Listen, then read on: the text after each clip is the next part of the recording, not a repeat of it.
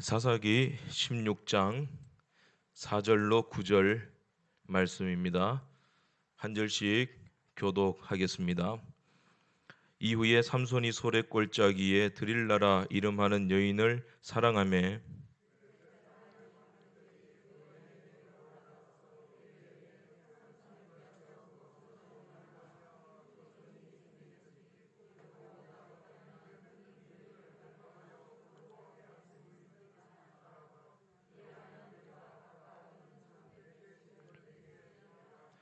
들릴라가 삼손에게 말하되 청하건대 당신의 큰 힘이 무엇으로 말미암아 생기며 어떻게 하면 능히 당신을 결박하여 굴복할 수 있을는지 내게 말하라 하니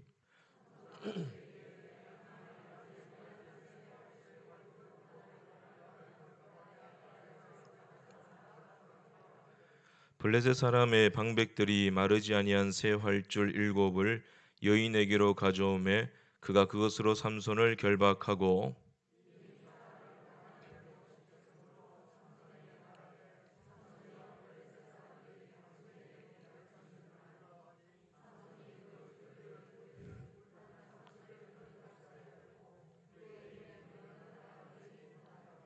아멘. 사사기 중에서 삼손에 대한 내용이 가장 많은 분량을 차지하죠. 그리고 사사기 16장은 삼손의 최후에 대해서 기록을 하고 있습니다. 삼손의 마지막이 어떻게 갔느냐? 마지막에 하나님께로부터 은혜를 입어서 큰 힘을 발휘하였지만은 어떻게 보면 그의 삶이 처참하고 마지막은 비참하게 생을 마감하게 되었다라는 것을 알 수 있습니다. 그 이유가 뭐냐면 삼손이 하나님이 자기를 부르신 목적, 그 나시린으로서의 책무를 온전히 감당하지 못했기 때문이다라는 것이죠. 우리에게 적용해 보면 우리가 사명을 제대로 감당하지 못할 때 우리의 삶의 말년이 또 우리의 끝이 그렇게 아름다울 수는 없다라는 것입니다. 나시린은 하나님께로부터 구별받은 자이지요. 두 가지 종류가 있지만 날 때부터 그런 자가 있고 자기가 소원하는 경우도 있는데 삼손은 날 때부터 나시린이에요. 하나님이 수태고지를 통해서 말씀해 준 특별한 나시린입니다. 더 헌신하고 충성해야 되기 때문에, 왜냐하면 그 나시린이 예수님을 예표하는 그런 직분이니까 나시린이 지켜야 될 법들이 많이 있었습니다. 삼손의 경우 대표적인 거 두 가지죠. 포도주나 독주를 마시면 안 되고, 독주는 맥주죠. 그 주변에 블레셋이 있었으니까, 블레셋 맥주를 마셨으니까 포도주나 독주 술 마시지 마라. 그 다음에 머리카락을 자르지 말아라. 그 말씀하죠. 4절에 이후에 삼손이 소래골짜기에 들릴라라 이름하는 여인을 사랑하며, 삼손이 소래골짜기에 사는 들릴라라는 여인을 사랑했다. 이 사랑했다 이 말은 불륜을 저질렀다 그런 말씀이에요. 5절에 이 여인을 사랑하게 되는데 그 틈에 사탄이 틈타게 되죠. 어떻게 되면 블레셋의 방백들이 그 여인을 들릴라를 찾아와 가지고 너 삼손의 힘의 근원을 좀 찾아내어라. 우리가 걔 좀 박살 내버려야 되겠다. 네가 그렇게 하면 우리가 각각 은 1100개씩을 내게 주리라. 엄청난 금액이에요. 은 1100개씩을 각각 주리라 했었으니까 그 블레셋의 방백들은 5명입니다. 5왕들 그렇게 보시면 돼요. 5성주들. 그러니까 5명의 블레셋 왕들이 이제 다 1100개의 은을 주게 되면 5500개의 은이잖아요. 상당한 금액이에요. 5억인지 50억 정도 되는지 모르겠는데 상당한 금액이에요. 왜냐하면 이 블레셋이라는 나라는 5개의 큰 도시로 이루어져 있죠. 5개의 큰 성이 있다. 그렇기 때문에 왕이 없어요. 그 성주, 그 성의 방백, 성의 지도자가 이 블레셋의 왕인 거예요. 그래서 블레셋의 나라의 큰 일을 감당할 로마와 비슷한데 자기 혼자서는 안 되는 거예요. 그러니까 의논해야 되는 거죠. 먼저 가장 블레셋의 문화와 냄새가 물씬 풍기는 성이 어디냐? 오늘 본문에 서두에 나오는 성이에요. 가사라는 성. 이게 군사 기지입니다. 가장 강력한 군사 기지. 그리고 아스글론, 이게 평지죠. 가사와 아스글론은 평지입니다. 해변과 인접해 있는 평지. 그리고 북쪽으로 올라가게 되면 에그론이 있고 그다음에 아스돗이 있고 여러분 잘 아시는 가드가 있습니다. 이 5개의 성으로 도시로 이루어진 나라가 블레셋이다. 이 5도시의 방백들이 각각 은 1100개를 들릴라한테 준다고 약속했으니까 5500이라 그랬죠. 상당한 금액이에요. 그러니까 들릴라 같은 여인이 솔깃한 거죠. 여자가, 이런 여인은 돈을 좋아하고 명예를 좋아하고 쾌락을 좋아하니까. 들릴라가 삼손에게 가서 뭐 유혹하고 뭐 설득하고 불쌍한 척하고 눈물 찔찔 흘리고 뭐 그러면서 이제 삼손에게 뭐 물었겠죠. 당신의 힘의 근원이 무엇입니까? 막 쇼를 했겠죠. 오 삼손 그죠? 오 삼손 뭐 그러죠. 오늘 당신의 뭐 수많은 그 시험들 만한 용어를 써가면서 삼손을 유혹했겠죠. 아마도 그 애굽의 보디발의 시위대장 보디발의 아내가 요셉을 유혹했던 것처럼 날마다 유혹했다 그러잖아요. 오 요셉 그죠? 오 요셉 오는 왜 합니까 그죠? 오 요셉 그렇게 유혹을 했던 것과 비슷한 거예요. 사탄이 이렇게 유혹을 한다라는 거죠. 그러니까 삼손이 처음에는 말을 둘러대잖아요. 자기가 들릴라를 사랑하니까 처음에는 둘러대고 거짓말하다가 결국에는 한 번, 두 번, 세 번 마지막에는 뭐 배틀에다가 내 머리카락 7가닥 짜게 되면 그 티키 티키 티키 타카라는 뜻이에요. 여러분 못을 박을 때 총 쏘는 거 있잖아요. 타카 타카 타카 이 배틀을 말하는 거거든요. 이제 근접한 거예요. 세 번째까지는 거의 근접했어요. 네 번째 여자가 울고 그 여자의 눈물을 그렇게 믿으면 안 되는 것 같아요. 찔찔 울고 믿으면 안 돼요. 여자들은 눈물이 통할 거라 생각하는데 어떤 남자에게는 화를 부릅니다. 그러니까 이제 눈물 흘리면서 그러니까 마지막에는 자기 머리 밀면 된다. 힘의 근원을 알려줘 버린 것이죠. 17절에 만일 내 머리가 밀리면 내 힘이 내게서 떠나고 나는 약해져서 다른 사람과 같이 되리라. 그 19절에 들릴라가 아 그렇습니까? 그리고 진짜 머리를 밀어버립니다. 머리 7가닥 그렇게 밀어버리고 그리고는 이제 블레셋 사람들 병사들 부르죠. 불러서 그 머리카락 7개를 밀린 다음에 결박해 놓고 괴롭게 놨다 그러잖아요. 그 힘이 없어진 거예요. 이제 잡아가라. 결국 삼손이 거기서 끝나버린 거예요. 힘 다 잃어버리고 그 삼손으로서의 사명도 다 잃어버리고 여기서 우리가 집중해야 될 것이 뭐냐면 삼손의 머리카락이 물리적인 머리카락이 잘려서 힘이 빠진 것이 아니에요. 머리카락을 자르지 말라는 하나님과의 약속을 깨버렸기 때문에 말씀에 순종하지 않았기 때문에 힘이 빠진 거예요. 눈도 빠지고 그러니까 사람의 지혜로 살 수 있는 모든 것이 빠지잖아요. 눈이 빠지고 짐승처럼 힘을 잃어가지고 짐승처럼 연자며 떨돌이고 비참하게 죽었다라는 것이죠. 하나님이 사람을 지어놓고 제일 먼저 하신 것이 뭐예요? 명령이에요. 선악을 알게 하는 나무 먹지 말아라. 근데 이게 그냥 명령이 아니라 이 명령을 지킴으로써 너희가 살게 되고 이 명령을 어김으로써 정령 죽으리라 하셨어요. 순종이 뭐예요? 순종이 이렇게 중요한 거예요. 교회에서 순종 강요한다고 권위적이고 뭐 이러시면 안 돼요. 직분을 받을 때도 그렇고 말씀을 들을 때도 그렇고 그 말씀이 교훈과 책망과 바르게 함과 의로 교육하기에 유익한 말씀인데 그 말씀이 내게 불편하다고 해서 순종하지 아니하 버리고 귀를 닫고 말씀을 듣지 아니하면 그 기도도 가증하니라 그랬어요. 왜냐하면 순종하지 아니하면 이 순종에 삶이 달려 있고 죽음이 달려 있어요. 순종을 생명같이 여겨야 됩니다. 말씀을 생명같이 여겨야 된다라는 것이죠. 성도의 힘의 근원이 어디 있느냐? 하나님 말씀에 순종하는 것에 있다. 교회의 힘이 어디 있어요? 어떤 프로그램에 있는가요? 아니에요. 제자 훈련에 있냐? 아니에요. 전도 폭발에 있냐? 아니에요. 구제 사업에 있냐? 아니에요. 그런 것들 다 좋은 것들이지만 교회의 힘의 근원이 어디 있어요? 예배 말씀에 있는 거예요. 말씀이 없으면 말씀 위에 교회가 세워져 있어야지 교회라는 이름을 걸어놓고 말씀을 갖다가 이리저리 요리해 버리면 안 되는 거예요. 교회의 힘은 복음에 있다.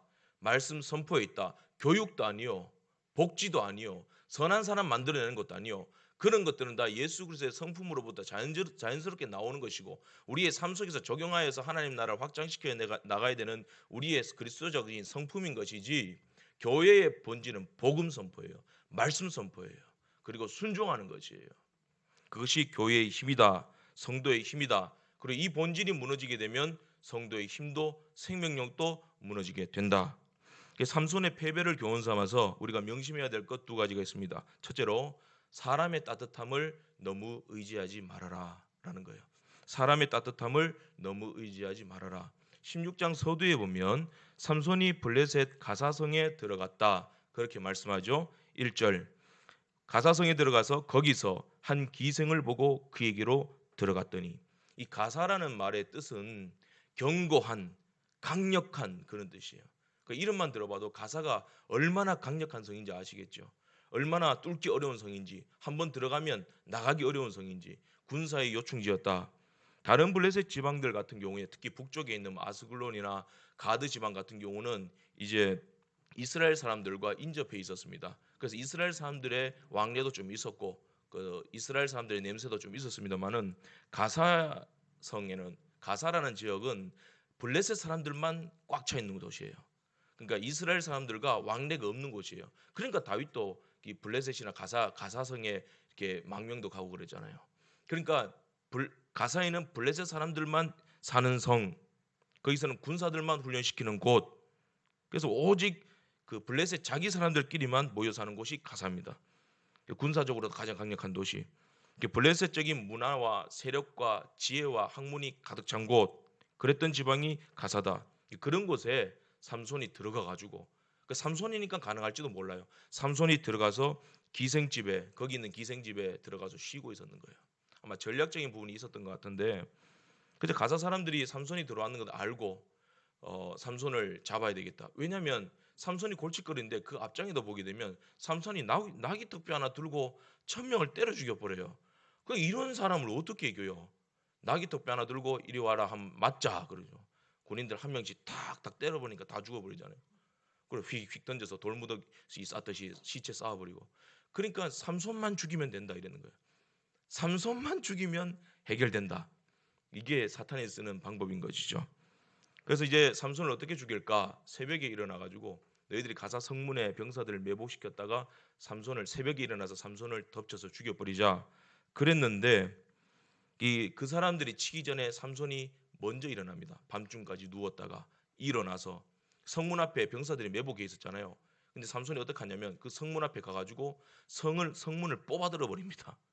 빗장과 그리고 뭐 그런 설주와 다 뽑아들어 버리고 3절에 모두 어깨에 메고 이거는 있을 수가 없는 일. 지게차로 옮겨야 되는 그런 무게인데 그런 규모인데 이거를 자기 어깨에 다 얹어버리고 저벅저벅 뛰어가는데 어디까지 뛰어가냐면 헤브론 꼭대기 앞산까지 뛰어갑니다.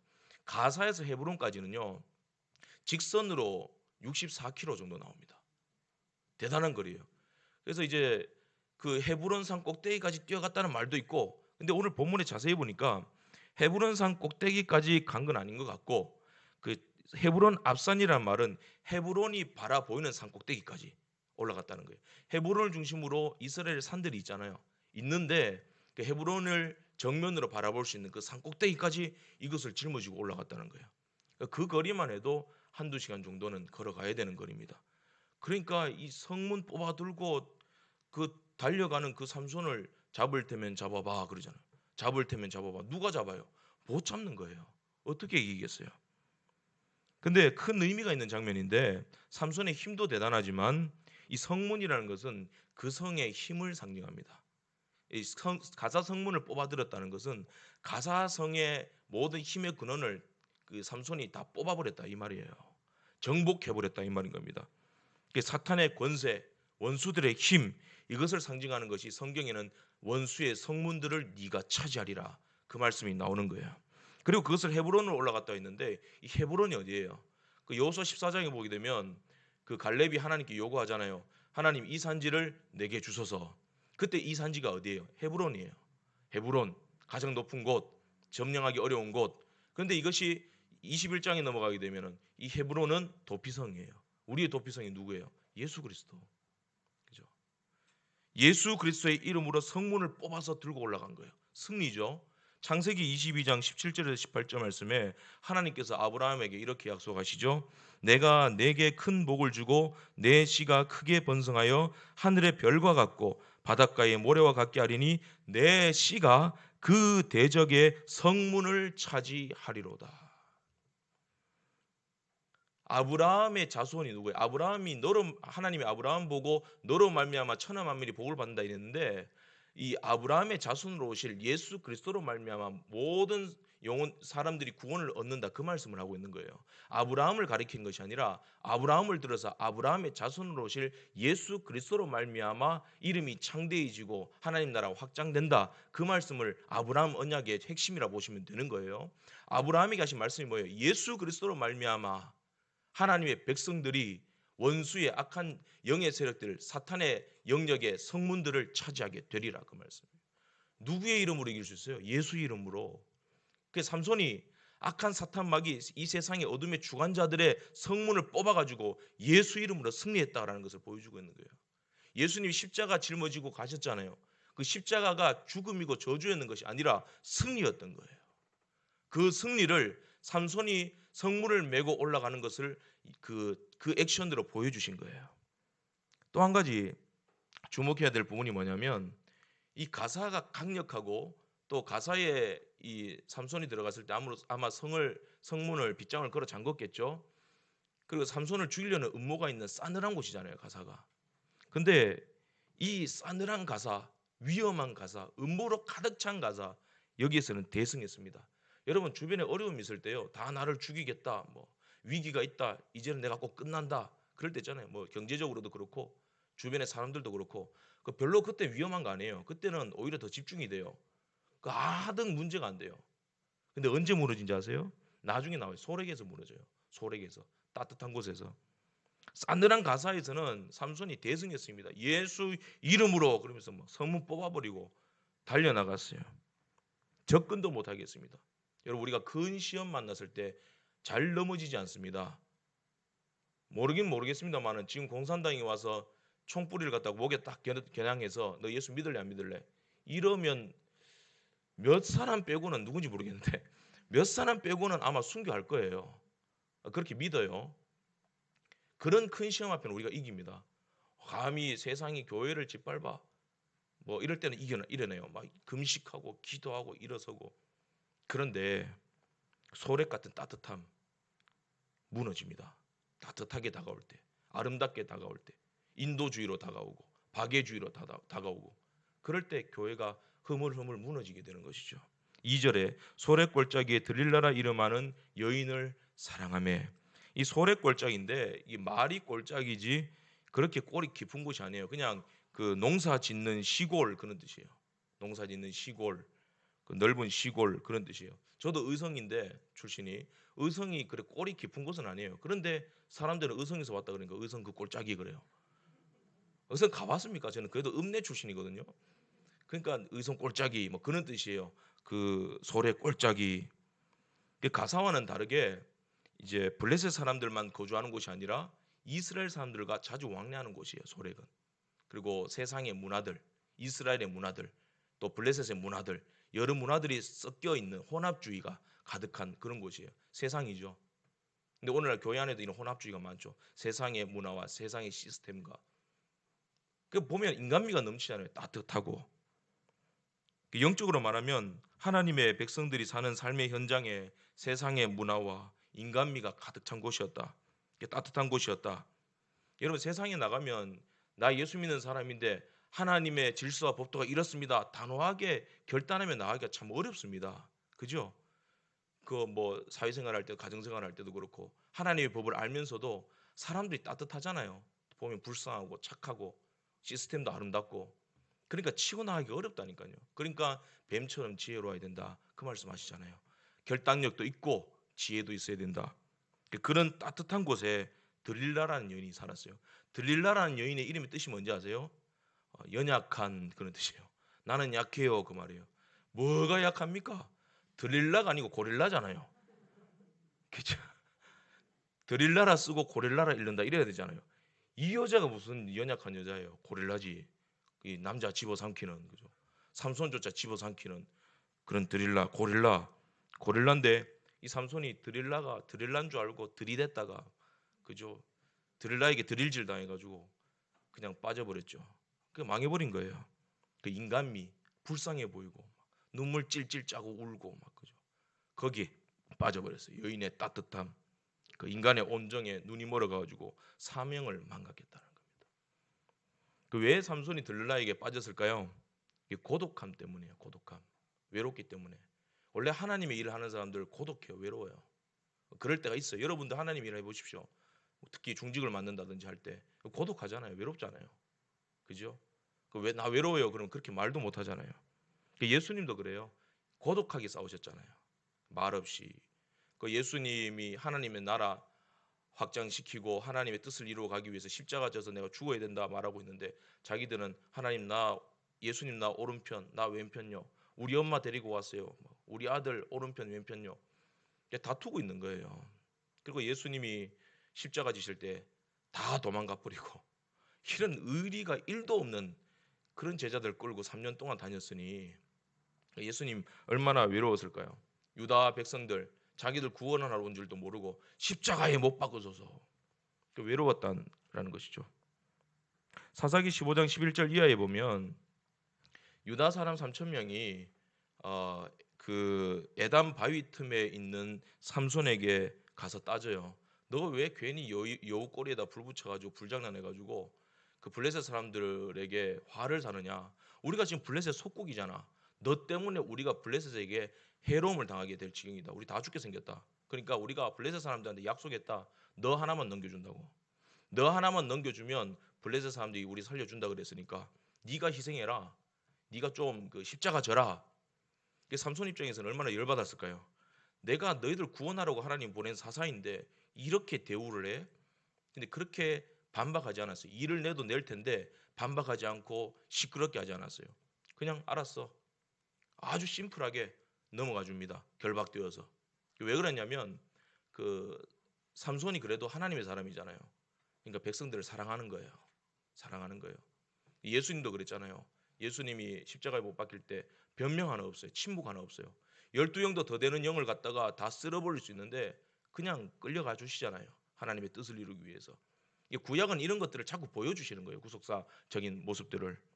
또 하나는 뭐냐면 아무리 내가 묶여 있고 또 블레셋에게 넘어가도 하나님이 내게 힘 주시면 내 이까지 것 다 이길 수 있다. 우리가 사방으로 다 우겨쌈을 당하여도 쌓이지 아니한다. 왜? 거꾸로 터면을 당하여도 넘어지지 아니한다. 왜? 이 질그릇 안에 보배가 있기 때문에.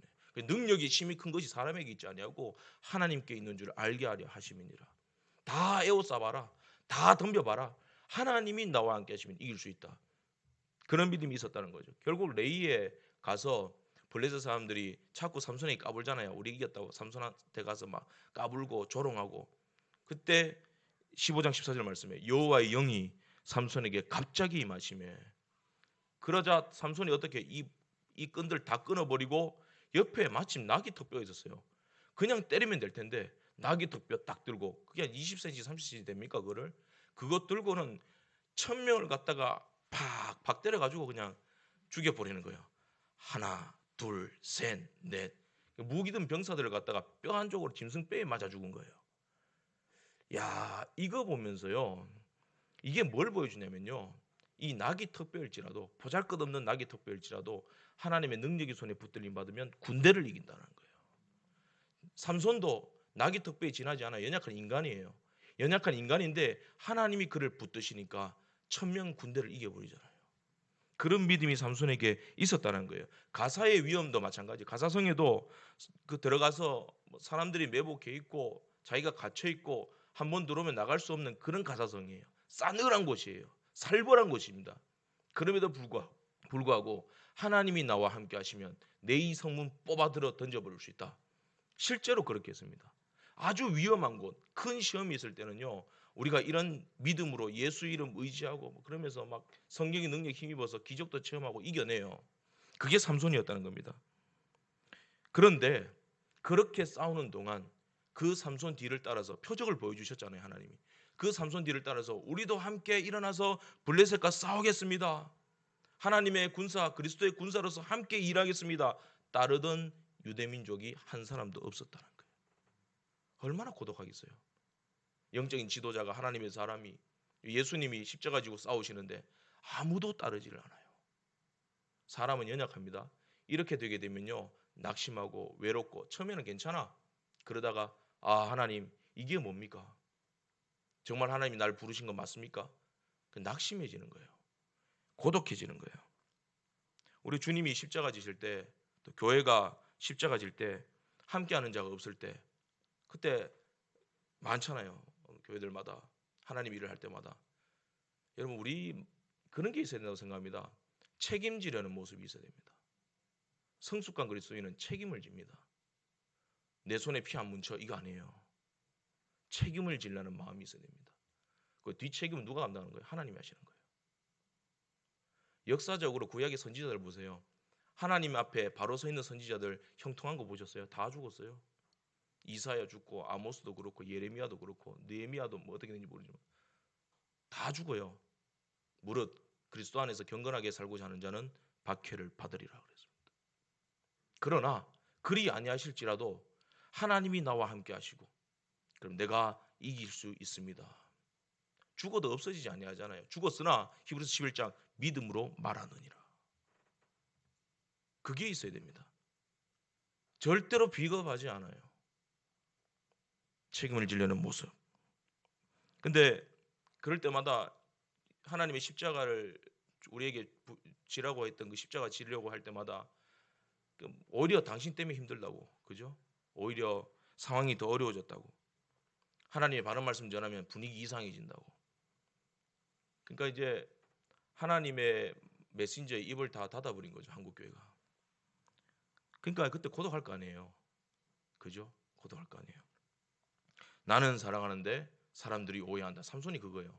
나는 하나님의 말씀대로 세워져 가는데 사람들이 오해한다. 내 진심을 모른다. 오히려 나를 발벌려 한다. 그때 삼손이 이제 고독할 때 따뜻함을 찾잖아요. 하나님, 나는 어디서 위로를 받습니까? 누가 날 위로해 주지? 그잖아요. 뭐 임재범인지 뭐 여러분, 누가 날 위로해 주지? 바로 여러분, 이게 나와야 되는데 다 그냥 침묵하는 거예요. 아무도 위로가 없어요. 그때 누가 들어와요? 고릴라가 들어오죠. 고릴라인데 드릴라로 보이는 거예요. 아, 이 여인이면 내 마음을 알아주겠지. 사장으로 산다는 것이라는 책이 있어요. 그 서광훈 씨가 저자인데 거기에 보면 그 CEO들, 그 사장들의 고충들을 얘기하는 그 부분이 많아요. 그 내면의 고충들을 얘기하는데 거기 보면 이제 사장들의 불륜에 대해서, 외도에 대해서 이렇게 이야기를 해놓은 것이 있어요. 특징이 있는데 사장들이 그 외도를 하는 것을 보면 여러 면에서 자기 와이프보다 못한 사람과 외도한다는 거예요. 그 왜 그럴까? 분석을 했는데 사장이기 때문에 뭐 노블레스 오블리제가 있잖아요. 자기 사회적 지위와 책임이 있는데, 그러니까 그런 이제 그게 있으니까 스트레스가 많잖아요, 오너들이. 그래서 집에 와서 이제 뭐 사모님한테 아 힘들어, 나 못할 것 같아, 아 그 인간 때문에 내가 다시 못하겠어, 다 때려치워버리겠어, 그렇게 말하면 대부분의 그 사장의 사모님들이 이렇게 말한대요. 어허, 사장이 그러면 돼요? 말 조심해야지, 그런 말 하지 마세요, 정신 차리세요, 이런다는 거예요. 그죠? 뭐 예를 들어서 목사니까 뭐 집에 와서 아 힘들어, 오늘 너무 피곤해, 빡빡해, 계속 설교해야 되고 뭐 이러잖아요. 그러면 아 힘내시라고, 고기 사줄게요, 이러면 되거든요. 그런데 어디 목사가 그러는 거, 예수 이름으로 대놓고 방언으로 왈왈왈, 그러면 안 돼요. 그죠? 그러니까 이 사장들이 반면 술집에 가게 되면 술집 여성들 같은 경우에 이 그런데 뭐 잘 맞춰준대요. 그런 여성들은, 술집에서 일하시는 분들은 사장님 뭐 오늘 너무 힘들어 취해가지고 그러면 아 사장님 레알 속상하겠다, 껌짝짝 씹으면서, 그죠? 짝 속상하겠다. 나한테 다 말해, 나한테 기대. 이거 한 잔 마시고 다 풀어 괜찮아 인생 뭐 있어, 그러는 거예요. 그러니까 그래 역시 너밖에 없어 그러면서, 그죠? 그래서 빠져든다는 거예요. 그 실제로 그 한 예를 보니까 택시 기사가 운전하는데 뒤에서 이제 한 분이 사장님이고 한 분은 뭐 그런 유흥업소에서 일하던 여성분인 것 같은데, 그 여성분이 그 사장 옆에 앉아가지고 오만 얘기를 다 받아주더래요. 맞장구 잘 쳐주고. 그러니까 거기 넘어가는 거예요. 거기 넘어가는 거.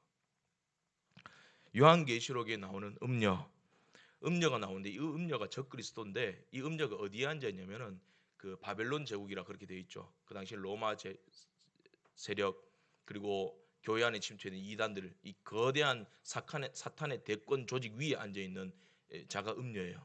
음녀가 바벨론 위에 떡하니 앉아가지고 있는데, 이 음녀를 자세히 분석해 보면 누구냐면 광명한 천사예요. 교회에 들어와 있는 가짜 목사, 가짜 성도, 교회 안에 말씀이 본질인데 이게 본질이에요. 이런 시스템 운영해야 돼요. 아름다운 거, 사회를 밝게 만들어야 돼요. 사회 문제에 대한 해답을 교회가 제공해야 돼요. 코로나 방역에 대한 해답을 교회가 제공해야 돼요. 물론 조심해야 되는데 그게 본질이 아니라니까. 본질 안에서 거기에 힘을 다 쏟게 만들고 그리스도 십자가 복음에는 힘을 못 쏟도록 만드는 거예요. 아름답거든요. 좋은 일이거든요. 광명한 천사, 거짓 복음을 마치 진짜인 것처럼 따뜻하게 유혹한다라는 것이죠. 그게 음녀라는 거예요. 잠언 7장 22절에 그런 음녀에게 끌려가는 자를 이렇게 표현합니다. 젊은이가 곧 그를 음녀를 따랐으니 소가 도수장으로 가는 것 같고 미련한 자가 벌을 받으려고 쇠사슬에 매이러 가는 것 같도다. 요일별로 잠언을 읽거든요. 오늘은 19장이니까 19장을 읽고 그 이제 7일이면 7장을 읽거든요. 이 구절은 볼 때마다 섬뜩해요. 음료 조심해야 되겠다. 광명한 천사 조심해야 되겠다. 거기 끌려가는 게 소가 죽으려고 도수장으로 끌려가는 것 같도다. 그 삼손이 그렇게 된 거예요. 드릴라에게 소처럼 끌려가서 결국에는 눈이 뽑히고 연자맷돌이나 돌리게 되는 거예요. 사대교회죠. 살았다는 이름을 가졌으나 실상은 죽었도다. 살아있으면 뭐예요? 보지 못하는데 짐승선을 끌려가는데 교회 건물이 존재해 있고 시스템이 갖춰 있으면 뭐예요? 복음의 능력이 없어요. 인간의 따뜻함, 인간의 프로그램, 세상의 방식들이 차고 넘치는 거예요. 세상의 권력들 들어와 있고 세상 습성들 그대로 있고 살았으나 실상은 죽은 자로다. 본문 19절 보세요. 드릴라가 삼손에게 자기 무릎을 베고 자게 하고, 하나님 품에 안겨야 될 삼손이 이 드릴라 고릴라 무릎에 베고 잠이 들어버렸어요. 잠이 들었어요. 잠자면 안 되는데 잠들었어요. 삼손이 고독할 때 하나님을 찾은 것이 아니라 사탄이 이렇게 은밀하게 끌어당깁니다. 광명한 천사로 가장해가지고 어느 순간 보니까 내가 드릴라 무릎에 누워서 자고 있는 거예요. 우리 찬송 부르자. 야곱이 본받아, 그죠? 돌베개 베고 잠 갔습니다. 하나님의 언약의 말씀, 복음, 이것을 베고 있어야 되고 이것 위에 서 있어야 되는데 이렇게 무너지고 만다. 여러분, 우리나라에 4대 큰 사건이 일어났잖아요. 신사참배, 그때 교회로 몰려들었습니다. 물론 배교한 사람도 있지만 또 언제 6.25 전쟁 일어났을 때 피난 가면서도 교회로 몰려들었습니다. 예배드렸습니다. IMF 터졌을 때 교회로 몰려들었죠. 근데 코로나가 터졌습니다. 교회가 문을 닫아버렸습니다. 안락사시킨 거예요. 그동안 교회 가느라 힘들었지. 어느 교회 목사님이 그런 말씀하세요. 교회 예배가 좀 중단되고 교회에 못 나오는 형편이 되니까 그동안 우리 교회 부교육자님들도 많이 힘들었는데 하나님이 쉬시라고 그런가 보다. 솔깃하잖아요. 근데 그게 아니에요. 육체의 소욕은요, 자꾸 빠지면 빠질수록 영적인 소욕으로 돌아가기 어렵습니다. 저도 사실 말하면 교회 안 나오는 게 편해요. 코로나 한 번씩, 죄송합니다, 인간 말, 코로나 좀 더 확산 좀 더 안 되나 막 이런 마음 들 때가 있다니까요. 그 생각은 아닌데 이게 성광처럼 그냥 싹 지나갈 때가 있다니까요. 정신 차려야 되는 거예요. 육체는 다 이렇습니다. 경건에 이르기를 연습하지 아니하면 생고기가 되는 겁니다. 생고기. 안락하게 교회 문을 닫아버렸습니다. 외로우니까, 그죠? 외로우니까 드릴라의 무릎을 베고, 따뜻한 배에 무릎을 베고 잤다라는 것이죠. 물론 우리가 사람의 따뜻함이 필요하죠. 그러나 성도가 결국 위로받을 곳은 하나님 품이라는 거예요. 확실히 치료받을 수 있는 것은 상담으로 안 돼요. 프로그램으로 안 돼요.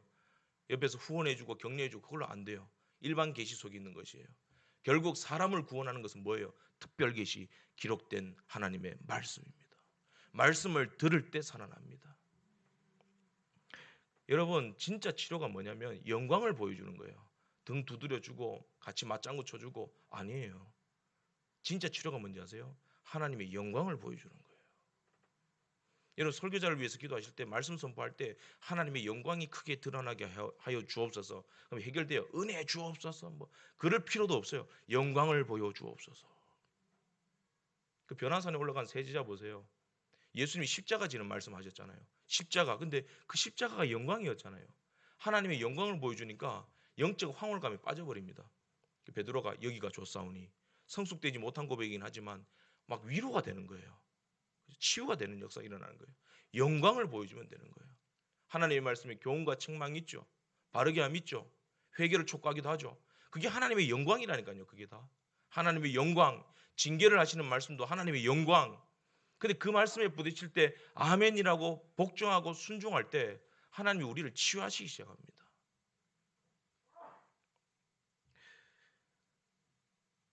고대 올림픽 선수들 뛸 때 벌거벗은 몸으로 뛰었다고 해요.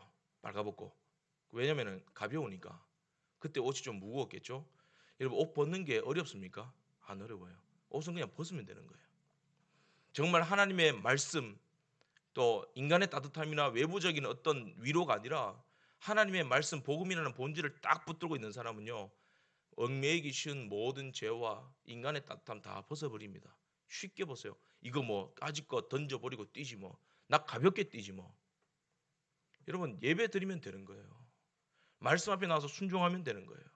말씀 붙들고 씨름하면 되는 거예요.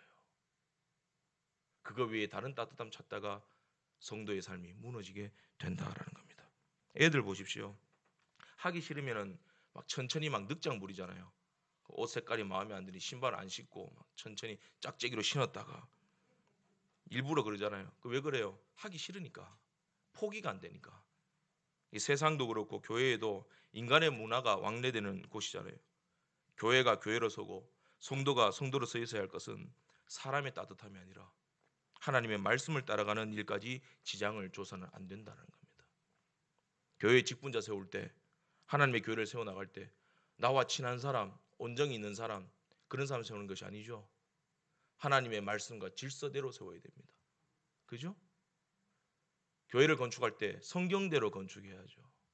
성경대로. 그죠? 우리가 하나님 앞에 헌상을 드릴 때, 예배 드릴 때 성경대로 해야죠. 내가 이만큼 열심히 일했어요. 내가 하나님 앞에 11조 한턱 쏩니다. 이게 아니에요. 성경대로, 예수 이름으로 모든 것이 주님의 것입니다. 자기를 부인하고 드리는 거죠. 그럴 때 하나님이 하시면 된다. 아, 건축은 많이 했네요. 사람의 위로와 격려 필요 없습니다. 그죠? 주님이 하시면 됩니다. 이게 본질이잖아요.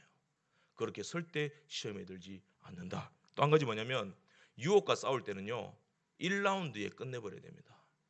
1라운드에 KO 시켜버려야 돼요. 길게 가면 안 된다. 자꾸 운을 띄우면 안 되고 여지를 주면 안 된다는 거예요. 들릴라가 블레셋 사람들의 조정을 받고 은의 눈이 멀어서 삼손의 힘의 근원을 묻습니다. 삼손이 이 여자가 왜 이렇지? 이 여자가 블레셋 여자였지. 이방 여자지. 우리의 적국이지. 그리고 집요하게 묻잖아요. 이 뭔가 있다. 뭔가 있다. 왜 묻느냐? 너 배우의 누구냐? 저리 떠나가 버려라. 뭐 이래야 되잖아요. 그런데 그 의도를 파악하고 시끄럽다 한 번만 더 그러면 내 이 주먹으로 이래야 되는데 삼손이 자꾸 여지를 줘요. 1라운드에 끝내야 될 것을 2라운드, 3라운드, 4라운드 계속 끌고 들어갑니다. 이길 수 있음에도 불구하고 이미 유혹에 빠지면요, 하나님의 능력을 행하지 않습니다. 성령께서 슬퍼하시니까 능력이 안 나와요. 결단력이 안 생겨요. 요셉처럼 아줌마 왜 이래? 그러고는 막 겉옷 벗어 던지고 알몸으로 뛰쳐 나와야 되는 거예요. 그런 승리가 요셉에게는 있었는데 삼손이 여기 약합니다. 아마 뭐 그런 생각이 있었는지 모르겠어요. 드릴라를 자기가 사랑하니까 변화시키고 전도하려고 했는지 모르지만은 아마 뭐 나오미를 붙쫓았던 모압 여인 룻처럼 어머니 하나님이 나의 하나님 됩니다라고 그래 붙쫓는 여인 같았으면 그의 삶이 달라졌겠죠. 여리고성의 기생 라합 같은 여인이었으면, 하나님의 사람을 알아본 사람이었으면 그 삼손을 따라갔겠죠. 근데 들릴라는 그런 여인이 아니라니까요. 아닌데 자기가 되게 만들려고 거기 붙어가지고 애를 쓰는 거예요. 들릴라 아니라니까 고릴라라 그랬잖아요. 계속해서 붙어가지고 들릴라 변화시키겠다고 자기 힘 정력 다 써버리는 거예요. 앞장들도 쭉 보게 되면 삼손이 죽은 사자의 몸에 있던 꿀을 막 찍어서 먹잖아요. 그러니까 이미 하나님의 법을 위배한 거죠. 위법한 거죠. 그러면서 수수께끼 딱 내가지고 그걸로 사람을 들었다 놨다 합니다. 이슈를 만들어가지고. 그래 블레셋 사람들에게 질문을 던지잖아요. 근데 블레셋 사람들이 모르잖아요. 그거를. 그 문제를 어떻게 맞추겠어요. 그때 삼손의 여자를 또 이렇게 사이드에서 공격해가지고 협박해가지고 결국엔 삼손이 그 여자에게 또 자기 진심을 토로해버리잖아요. 그 열받아가지고 또 패서 죽이고. 여러분, 시험이 올 때 이런 걸 조심하셔야 됩니다. 자꾸 뭐 비밀이 있느니, 사탄은 그래요. 뭔가 이슈가 있느니, 이슈로 이슈를 덮느니 자꾸 그렇게 오거든요. 시험이 될 만한 소리는 안 듣는 것이 좋습니다. 1라운드에 끊어버리셔야 됩니다. 1라운드에 끊어버리셔야 돼요. 그런 능력이, 예수의 능력이, 말씀의 능력이, 성령의 능력이 우리에게 있습니다. 할렐루야. 여지를 주지 마십시오. 50전 50승 위대한 챔피언, 복싱 챔피언 메이웨더 아시죠? 메이웨더 한 번도 안 졌어요. 근데 그 사람은 1라운드에 KO시키는 스타일이 아니에요. KO시킬 수 있는 힘이 있음에도 불구하고 아웃복서를 하면서 10라운드, 12라운드까지 끌고 갑니다. 왜? 라운드가 길어질수록 판돈이 올라가거든요. 돈 벌려고 자기 자꾸 끌고 나가요. 그만큼 실력이 대단해요. 그러나 영적 싸움은 라운드를 질질 끌어서는 안 돼요. 하나님의 일을 빨리 해야 됩니다. 교회도 빨리 지어야 됩니다. 하나님의 말씀으로 받으시길 바랍니다. 삼손은 들릴라에게 거짓 정보 주잖아요. 자꾸 안달나게 만들잖아요. 이게 나쁜 습관이에요. 여지를 주지 마십시오. 말씀으로 물리치십시오. 부정적인 얘기 듣지도 마십시오. 복 있는 사람은 악의 길을 쫓지 않으며 죄인의 길에 서지 않으며 오만한 자의 자리에 앉지 아니하고 오직 여호와의 율법을 즐거워하여 그 율법을 주야로 묵상하는 자로다. 근데 악인은 그렇지 않으며 바람에 나오는 겨와 같다 그랬습니다. 잠언에 두루 다니며 한담하는 자는 남의 비밀을 누설하거니와. 절대로 끌려가지 마십시오. 주님 내 길 예배하시니 하나님이 예배하는 거예요. 하나님이 우리를 지키시는 거예요. 직장에서, 삶의 현장에서 이런저런 소리 저런 소리 들어도 믿음으로, 말씀으로 딱 잘라버리고 자녀 양육하고 사업하고 생활하고 그렇게 살아가십시오. 부정적인 사람 가까이에서 드릴라 변화시켜 보겠다고 설득하고 그럴 필요 없습니다. 분별을 하셔야 돼요. 하나님이 좋아하는 사람이 있고 하나님이 싫어하는 사람이 있습니다. 인간관계를 좀 편집하셔야 됩니다. 1라운드에 KO시키고 어린아이처럼 순전한 젖을 사모하고 베드로전서 2장 2절 말씀처럼 신령하고 순전한 젖을 사모하라. 불순물에 끼어들지 말고 섞이지 말고 넘어가지 말고 질질 끌지 말고 신령하고 순전한 젖을 사모하라. 삼손이 내가 1000명도 나귀 턱뼈로 때려 죽였습니다. 성문도 뽑아들었습니다. 그러나 이게 내가 한 것이 아니고 아빠가 다 해줬잖아요. 다 해줬잖아요. 하나님이 다 해줬잖아요. 나는 아직도 어린아이입니다. 약합니다. 순전한 젖 좀 주십시오. 사람의 따뜻함에 빠지지 말고 인간의 따뜻함에 빠지지 말고 말씀 위에 굳게 서서 1라운드에 끝내버리는 KO시켜버리는 강력한 그리스도의 군사가 되어서 하나님 주신 사명을 끝까지 잘 감당하시는 저와 여러분들 다 되시기를 간절히 바랍니다. 기도하겠습니다. 하나님 아버지, 오늘도 우리를 불러주셨사오니 주의 말씀 위에 우리가 굳게 서서 삼손처럼 하나님을 슬프게 만들지 말고 예수 이름으로 일어서서 말씀에 굳게 서서 주신 사명 잘 감당할 수 있는 주의 거룩한 백성 다 되게 하여 주옵소서. 예수님의 이름으로 기도드립니다. 아멘.